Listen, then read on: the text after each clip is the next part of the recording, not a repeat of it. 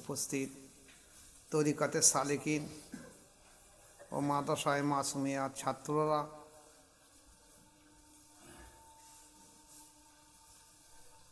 প্রতি সপ্তাহ ন্যায় আজকেরও বিশেষ জিনিস আপনাদের সামনে আলোচনা করে দিয়ে দেই। যে আলোচনাটা হলো বিরাট বড় আলোচনা, হয়তো একদিনই হবে না, পাট পাট করে করা হবে। সামান্য কিছু আলোচনা আজকে করে দিয়ে দেই। আলোচনাটা হলো কোনো এক লড়াইয়ের ময়দান থেকে সাহাবায়ে কেরাম রাদিয়াল্লাহু তাআলা আনহুগণ লড়াইতে জয়ী হয়ে ফিরে আসেন এবং আনন্দ উৎফুল্ল সহকারে। অল্প সংখ্যক মুসলিম সৈন্য, ইসলামী সৈন্য, বিদ্রোহীদের সৈন্য সংখ্যা বেশি। তারপরেও দেখা গেছে ইসলামী সৈন্যরা লড়াইতে জয়ী হয়ে ফিরে আসে। এই অল্প সংখ্যক সৈন্যরা লড়াই করে জয়ী হয়ে ফিরে আসার সময় একটা উৎফুল্ল ভাব, আনন্দ ভাব, খুব খুশির ভাব। সেই সময় হুজুর পাক সাল্লাল্লাহু আলাইহি ওয়াসাল্লাম সাহাবাদের উদ্দেশ্য করে বলেছেন, এই আমার সাহাবারা, তোমরা ক্ষুদ্রতম জেহাদ থেকে বৃহত্তম জেহাদে পদার্পণ করলে। ছোট জেহাদ থেকে, ছোট লড়াই থেকে তোমরা এবার বড় লড়াই থেকে এগিয়ে গেলে। সাহাবায়ে কেরাম রাদিয়াল্লাহু তাআলা আনহুগণ বলছেন, ইয়া রাসূলুল্লাহ, হাবিবাল্লাহ, বড় লড়াই আবার কাদের বিরুদ্ধে হবে? হুজুর বলেছেন, সে লড়াইটা এই লড়াই না, সেটা হলো নফসের বিরুদ্ধে লড়াই। এখন দেখা যাচ্ছে দুনিয়ার যে লড়াই, এই লড়াইটা হলো জিহাদে আসগার, ছোট লড়াই। আর প্রবৃত্তি বা নফসের বিরুদ্ধে লড়াই হলো জিহাদে আকবর, বড় লড়াই। এখন এই যে ছোট লড়াই, জিহাদে যাওয়া, যদি কোনো ব্যক্তি জিহাদ করতে গিয়ে শহীদ হয়ে যায়, তার আমল নামায় একটা শহীদের সওয়াব থাকবে। যদি সে জিহাদে শহীদ না হয়ে জয়ী হয়ে ফিরে আসে, তার আমল নামায় একটা গাজীর উপাধি থাকবে, সওয়াব থাকবে। কিন্তু নফসের বিরুদ্ধে যে মুজাহিদা করা, লড়াই করা, জিহাদ করা, প্রত্যেকটা পলকে পলকে তার আমল নামায় একটা করে জিহাদের সওয়াব দেওয়া হবে। এখন পলক বলতে কতটা? একটা বার চোখ বুজিয়ে আবার চালে যত সময় লাগে, এই প্রত্যেকটা পলকে পলকে তার আমল নামায় একটা করে জিহাদের সওয়াব দেওয়া হবে। কিন্তু আমরা আজকের এই নফসের বিরুদ্ধে মুজাহিদা বা জিহাদ করা সম্পর্কে পুরো ভুলে গেছি। অথচ কোরআন পরিষ্কার সাক্ষী দিয়েছে, কদ আফলাহা মান যাক্কাহা ওয়া কদ খাবা মান দাসসাহা, কদ আফলাহা মান যাক্কাহা ওয়া যাকারা ইসমা রাব্বিহি ফাসাল্লা। কোরআনের বহু বহু আয়াত এসেছে নফসের তাজকিয়া করার জন্য। যে ব্যক্তি নফসের তাজকিয়া করলো, একমাত্র সেইটি সফলতা অর্জন করলো। আর যে তাজকিয়া করলো না, সে ধ্বংস হয়ে গেল, বরবাদ হয়ে গেল। তাহলে এত বড় তাকিদ থাকার পরেও আমরা এই তাজকিয়ায়ে নফস অর্থাৎ বড় জেহাদ থেকে দূরে সরে গেছি।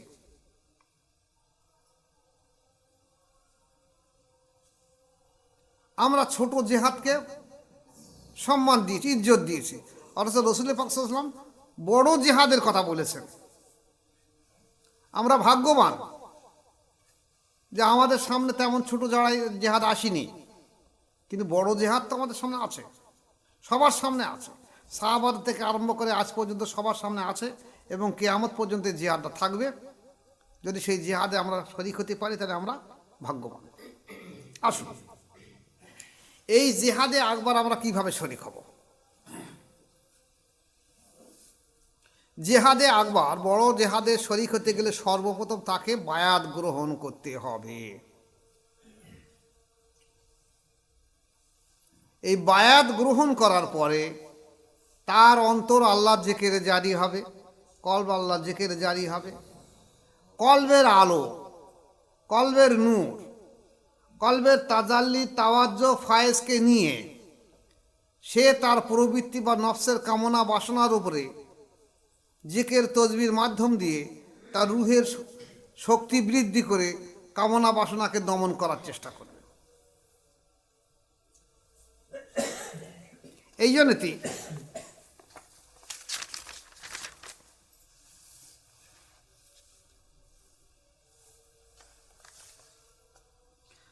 আল্লাহ পাক ইরশাদ করেছেন, যে ব্যক্তি আল্লাহর দরবারে উপস্থিত হওয়ার ব্যাপারে অন্তরে ভয় পোষণ করে এবং প্রবৃত্তির কামনা থেকে নিজেকে ফিরিয়ে রাখে, তার পারলোক ঠিকানা হবে জান্নাত। এখন নফসের কামনা বাসনা তো বহু, যেমন কাম, ক্রোধ, লোভ, মোহ, মদ, মাৎসর্য, 6টা রিপু আছে। আর আমাদের 5টা ইন্দ্রিয় আছে, চোখ, কান, নাক, জিভ, ত্বক। তাহলে 5টা ইন্দ্রিয় আর 6টা রিপুর মাধ্যম দিয়ে হার হামেশায় নফসের খায়েশাত বৃদ্ধি পাচ্ছে। এর বিরুদ্ধে কঠোর সাধ্য সাধনা করতে হবে। কিন্তু আজকেরকার জমানায় এমন একটা অবস্থায়, আমরা এমন এক যুগ সন্ধিক্ষণে পৌঁছে গেছি যে আমরা নফসের বিরুদ্ধে মোজাহেদা ভুলে গেছি। আমরা দেখা যাচ্ছে রোজার মাস আসলে রোজা করছি, কেউ হয়তো সপ্তাহে একদিন জুম্মার দিনই নামাজ পড়তে যাচ্ছি, তাও গিয়ে 2 রাকাত পড়ছি। কেউ দেখা যাচ্ছে নামাজ পড়ছে, কিন্তু সমস্ত ফায়সা কাজ তার ভিতরে খারাপিয়াতে রয়ে গেছে। তাহলে এদের চরিত্র না বদলানোর কারণ কি? যেখানে বলা আছে ইন্না সালাতা তানহা আনিল ফাহশাই ওয়াল মুনকার, নিশ্চয়ই নামাজ মানুষকে অশ্লীল এবং গরিত কাজ থেকে দূরে সরে রাখে। তাহলে নামাজ, তাদের মধ্যে নামাজই সঠিক হচ্ছে না। আর নামাজ সঠিক না হবার কারণ হলো তারা অধিকাংশ দেখা যাচ্ছে বায়াত নেই। আর নফসের জিহাদ করব কিভাবে, এই ধারণা তাদের নেই। যেমন হালকা হালকা কিছু উদাহরণ দিলে বুঝতে পারবেন। যে একটা মানুষের ইচ্ছা হলো যে আমি তো জীবনে নামাজ কালাম পড়িনি, এখন বয়স হয়ে গেছে, বুড়ো বয়সে এখন নামাজ পড়া ধরিছে একটু একটু, তা আমার জমি জায়গা অনেক রয়েছে, 1 কাঠা জমি বিক্রি করে একটু উমরা হজ থেকে ঘুরে আসে।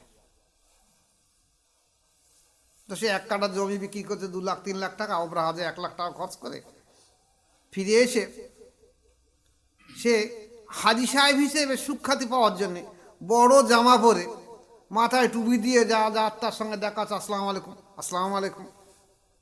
এখন সালাম দেওয়া ভালো জিনিস, উমরায় যাওয়া ভালো জিনিস, কিন্তু দেখতে হবে এই যে ভালো কাজের মধ্যে তার নফসের খুশি আসছে কিনা।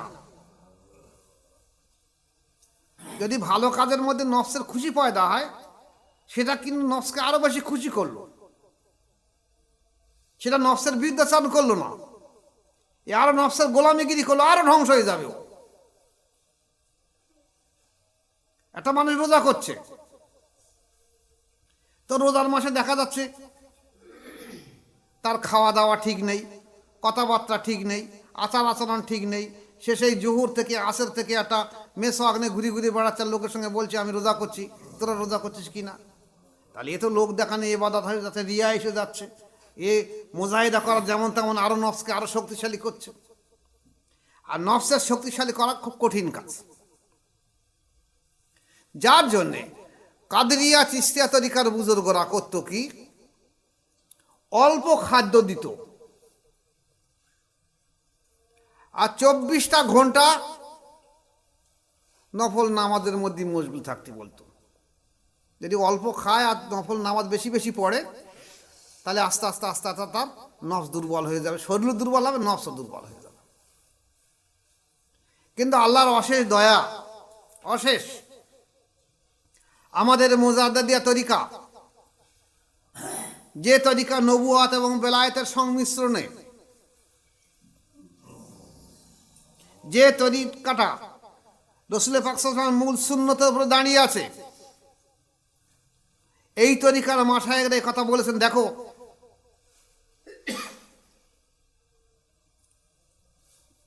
তুমি যদি ব্যবসা বাণিজ্য করো,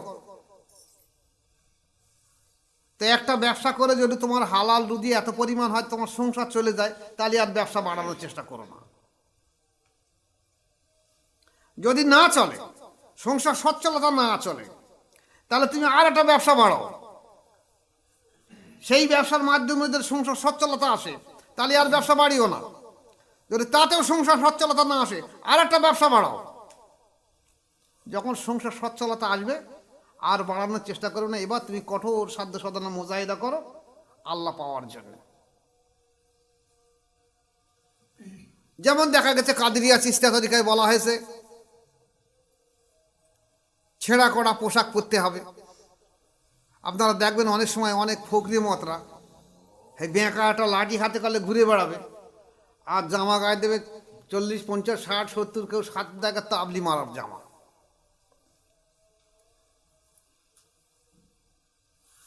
এরা মানুষকে দেখা দিচ্ছে দেখো আমি একটা সাদামাটা মানুষ, আমার মধ্যে কোনো অহংকার নেই, কিন্তু ওর মাধ্যম দিয়ে আরো অহংকার বেশি হয়।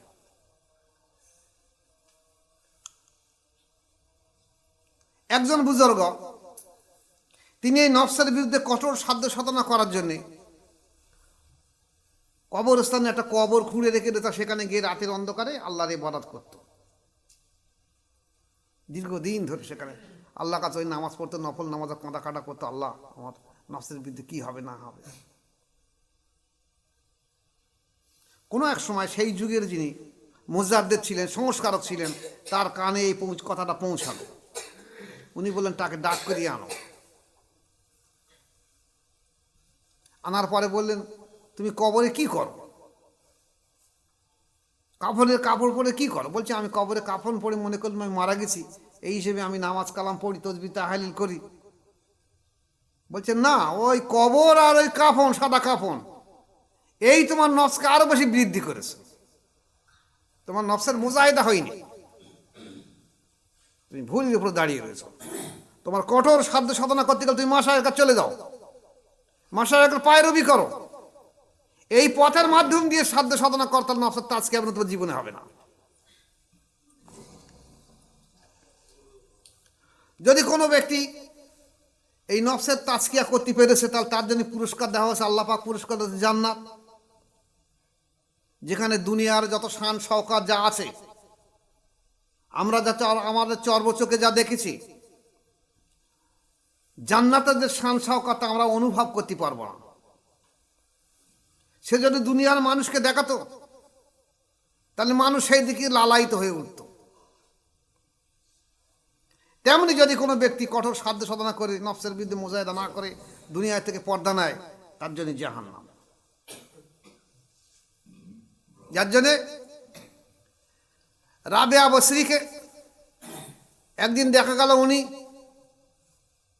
এক হাতে একটা আগুনের মশাল নিয়েছে, এক হাতে একটা হাতুড়ি নিয়ে যাচ্ছে। কেউ কেউ বলছে পানি নিয়ে পাত্র নিয়ে যাচ্ছে। কি ব্যাপার রাবেয়া, তুমি ছুটছো কেন? জজবার প্রাবল্য এরা বুঝতে পারবে না, আপনারা তাসাউফের উপর লঙ্কে থাকে তারা বুঝতে পারবেন। জজবার প্রাবল্যে আল্লাহর প্রেমে অন্য ধর্মটা পয়দা হয়েছে। এটা তরিকার জীবনে কখনো কখনো মানুষের জীবনে ঘটে। তখন সেই ভাবাবেগে উনি করলেন কি, যে আমি যদি এই কাবাটাকে ভেঙে দিয়ে দেই, কি পুড়িয়ে দেয় কাবাটাকে,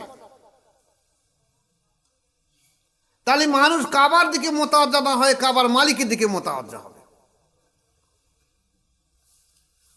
আর আমি যদি এই পানিটা নিয়ে জাহান্নামের আগুনটা যদি মুছিয়ে দিয়ে দেই, নিভিয়ে দিয়ে দেই, তাহলে মানুষ জাহান্নামের ভয়ে ইবাদত করবে না, আল্লাহকে পাওয়ার জন্য ইবাদত করবে।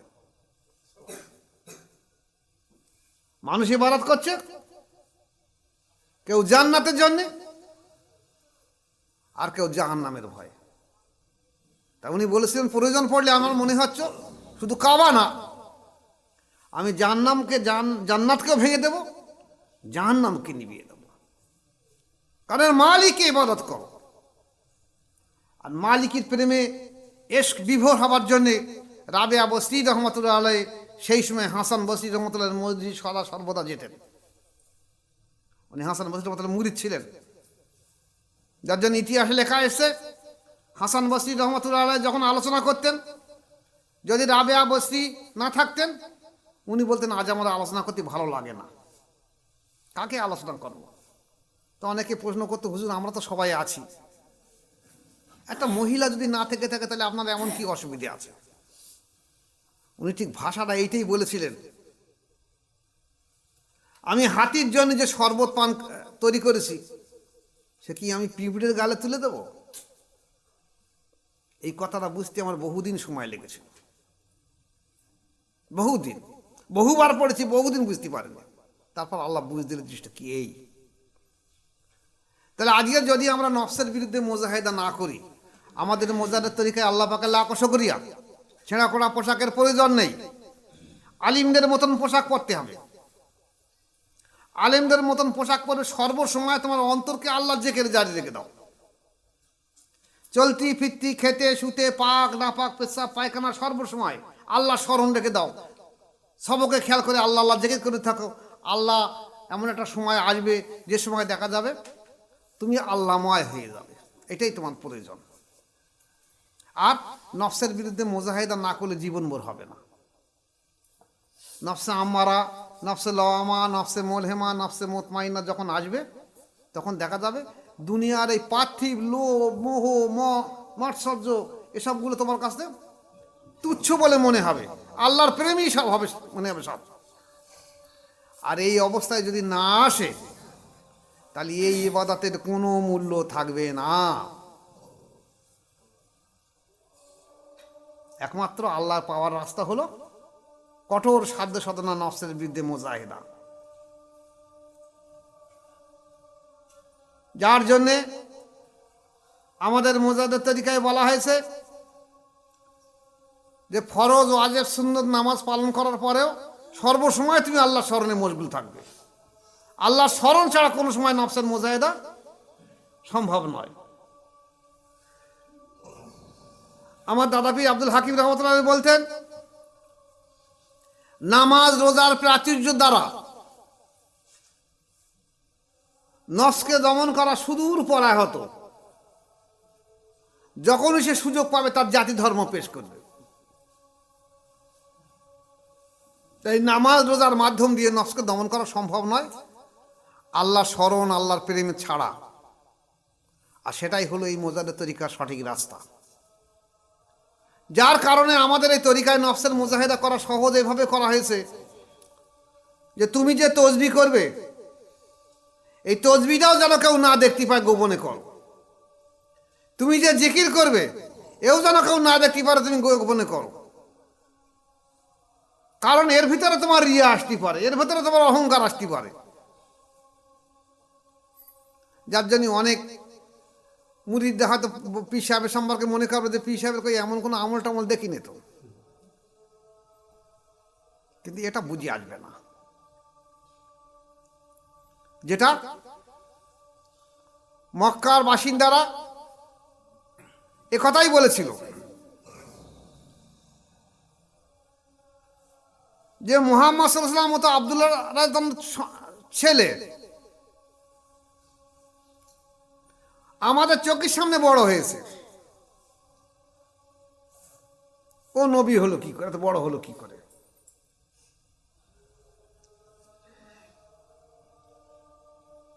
বুঝতে পারিনি। ঠিক তদ্রূপ মুরিদরা অনেক সময় মাশায়েখকে বুঝতে পারবে না, এটা একটা আভ্যন্তরীণ জিনিস থাকে। তাই চেষ্টা করবে সবাই রিয়া মুক্ত ইবাদত করার জন্য।